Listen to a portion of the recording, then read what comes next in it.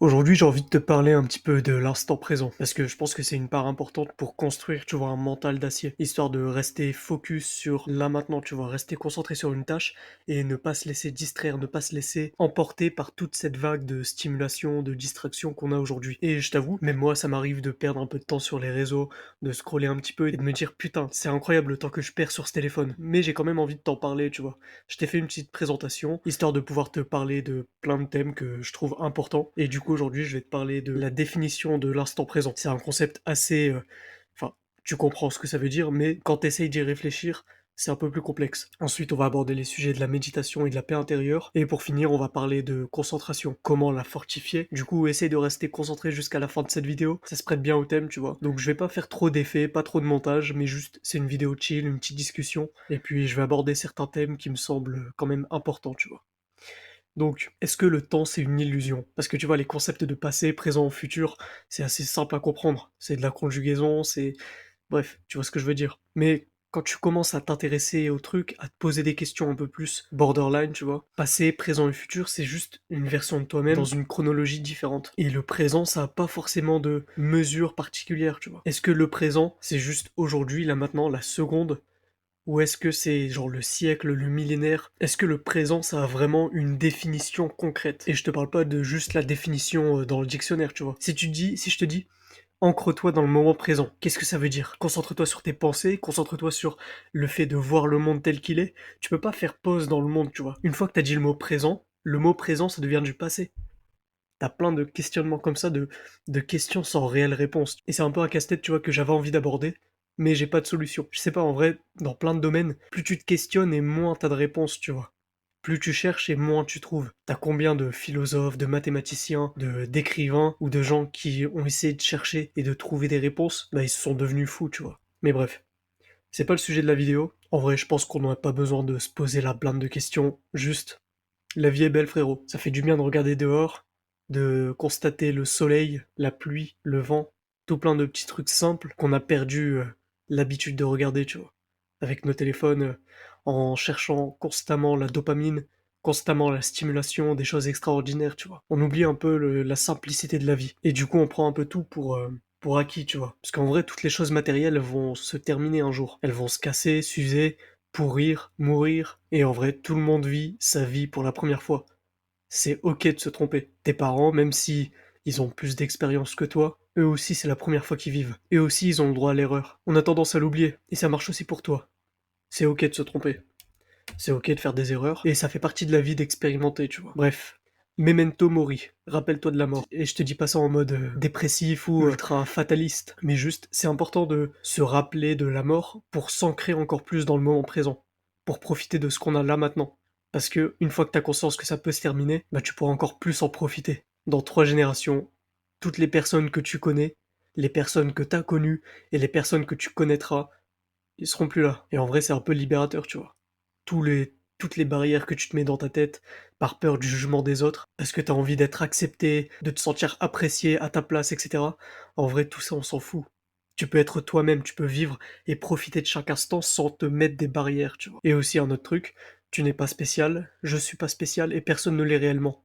On est juste des humains qui a la chance de pouvoir expérimenter la vie sur une boule de terre qui vole dans le vide. Donc profite. La vie, elle a pas de sens, et c'est pour ça que tout est logique. C'est un peu la phrase de philosophe qui veut rien dire. Et en vrai, il n'y a pas besoin de chercher de sens à tout, tu vois. Faut juste vivre, faut juste expérimenter, faut juste apprécier ce qu'on a, avoir de la gratitude. Et du coup, la méditation, qu'est-ce que c'est? Donc, le but de la méditation, c'est de t'entraîner mentalement à t'inscrire, enfin à te concentrer sur le moment présent. C'est un entraînement mental, et à chaque fois que tu vas le faire, ça va te rajouter, en quelque sorte, dans ton cerveau, un point de concentration. Par exemple, on peut faire un petit exercice là maintenant. On va juste inspirer et expirer en fermant les yeux. Juste une seule fois.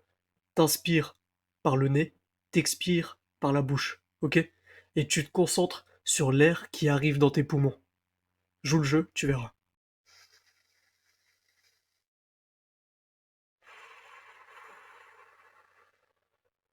En faisant ça, je sais pas si t'as remarqué, mais t'as plus toutes ces pensées qui viennent dans ta tête. Ton cerveau, il a fait une pause, et t'as concentré toute ton attention sur le fait de inspirer et expirer. Et c'est une chose vitale, tu vois, la respiration, tous les êtres vivants en ont besoin et tout le monde le fait inconsciemment. C'est comme le fait de scroller. Sauf que là, tu recentres ton attention et tu t'es dit, ok, je vais respirer par moi-même. Et c'est ça qu'on veut. Et le fait de pouvoir être ancré dans le moment présent, c'est quelque chose de bénéfique pour ta santé mentale. Parce que ça permet à ton cerveau de faire le point, de faire la vidange. Et du coup, comment méditer? Bah, on vient de le faire juste avant. Mais il y a pas qu'un seul type de méditation. Tu peux le faire en bougeant, tu peux le faire en étant assis. T'as plein de types et de façons de le faire. Et le but ultime, en quelque sorte, c'est le fait de comprendre que toi, t'es pas tes émotions et t'es pas tes pensées. On a des milliards de pensées, des milliards d'informations que notre cerveau y gère inconsciemment. Donc toi, t'es juste toi. T'es pas forcément toutes les pensées qui sont là. C'est important de pouvoir se détacher de tout ça et de pouvoir juste apprécier en prenant du recul et en se disant ok, pourquoi je me sens comme ça? Pourquoi est-ce que j'ai ce type de pensée? Et la méditation, c'est un truc qui peut t'aider, mais c'est pas non plus un super pouvoir. C'est pas en mode moine Shaolin et tu vas pouvoir voler par la télékinésie ou des trucs comme ça. Bref, la paix intérieure, est-ce que ça existe? C'est une bonne question parce que j'ai pas eu assez de vécu sur cette terre pour te donner une réponse concrète, tu vois. Mais la paix intérieure, ça doit venir de toi-même, pas des possessions que t'as, pas forcément des relations que t'as. C'est un bonus, tu vois, mais ça doit venir de toi-même. Tu dois pouvoir être en paix, même si t'as rien, même si t'as tout. Et le but de la vie, c'est pas forcément le bonheur ou le bien-être.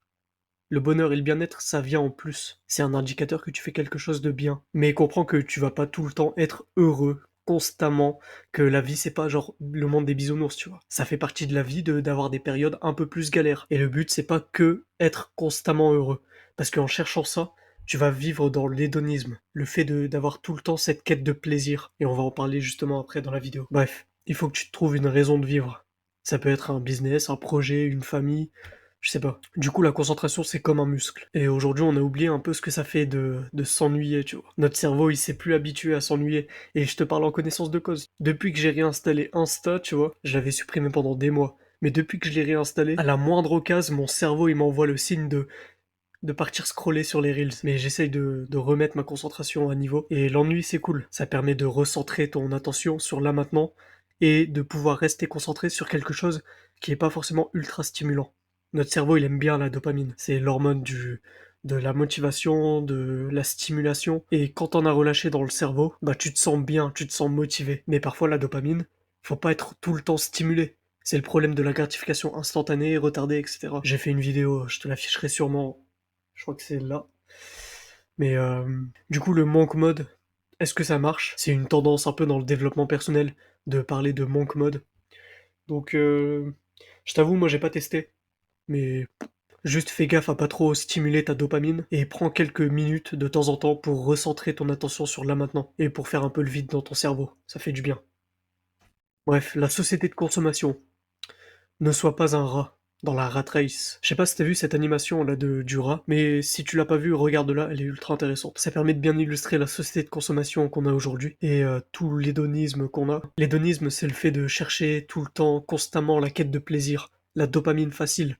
Et ça te procurera aucun bien parce que en fait, ta dopamine, quand elle est stimulée, ça te fait un pic de dopamine, tu te sens bien, tu te sens motivé, et puis après, t'as un pic vers le bas, et tu te sens ultra mal, tu te sens dépressif, déprimé et tout. Aucune énergie, et ton cerveau, il va en redemander. Et du coup, c'est là le moment où, quand t'es en bas, tu vas te dire, ok, je vais prendre un shot de dopamine, je vais aller scroller sur les réseaux, je vais aller manger de la merde. Et c'est souvent quand t'es en manque de dopamine que le cerveau, il va te forcer, t'envoyer la blinde de pensée pour que tu te restimules à la dopamine. Et du coup, c'est pour ça qu'il faut rester focus dans ce monde de distraction. Faut pouvoir être conscient des pensées que ton cerveau il t'envoie et de dire ok, là le cerveau il veut que je me stimule, le cerveau il veut que j'ai de la dopamine facile, et ben je lui fais un gros fuck. Tu lui dis que c'est toi le maître de ton cerveau. Et tu vas pas aller chercher constamment de la dopamine comme un petit rat. Faut briser ce cercle vicieux de constamment se stimuler, etc. Ça pourrait être limite le sujet d'une vidéo complète, mais le truc des traumatismes générationnels, dans le sens où par exemple les parents ne règlent pas certains problèmes qu'ils ont en eux, et du coup ils les passent à leur descendance sans même s'en rendre compte. Plein de petits micro-comportements qui sont un peu problématiques, et au lieu de les régler, parce que c'est compliqué, parce que c'est inconfortable, parce que ça te demande du travail, du temps, de la patience, et le pire c'est qu'aujourd'hui les petites générations, là, la génération alpha, les iPad Kids, qui naissent dès le début de leur vie avec des iPads, des téléphones entre les mains, avec du scroll et du skibidi toilet. Gros, t'imagines que eux, au bout d'un moment, ils vont avoir des gosses. Comment tu veux qu'ils aillent éduquer leurs enfants s'ils sont même pas capables de lire un livre? Ça va de pire en pire et il faut briser ce cycle. Et pour ça, c'est un travail constant. Il n'y a pas de ligne d'arrivée. Tu vois, quand t'es musclé, tu vas pas te dire ok, je vais plus à la salle parce que j'ai les abdos. Non, il faut que t'entretiennes ton corps. Quand t'as une belle voiture, c'est pas une fois que tu l'achètes, ça y est, c'est bon. T'as des réparations derrière. Tu dois faire gaffe, tu dois bien la rouler. Et pour le coup, avec la concentration, faut qu'on rétablisse notre cerveau à son stade un peu plus naturel, tu vois. Faut qu'on soit capable de rester sans téléphone, de pouvoir réfléchir par nous-mêmes, de regarder la nature et pouvoir constater sa beauté. Parce que la vie, elle est belle, frérot. Du coup, abonne-toi. Entre parenthèses, ne sois pas un rat, parce que les rats c'est moche, tu vois. Tu veux pas être un rat. Du coup, merci d'avoir regardé cette vidéo. Like la vidéo et lâche-moi un petit commentaire histoire de stimuler l'algorithme. Et nous, on se retrouve pour une prochaine vidéo. Reste discipliné et deviens une force positive pour le monde. Salut.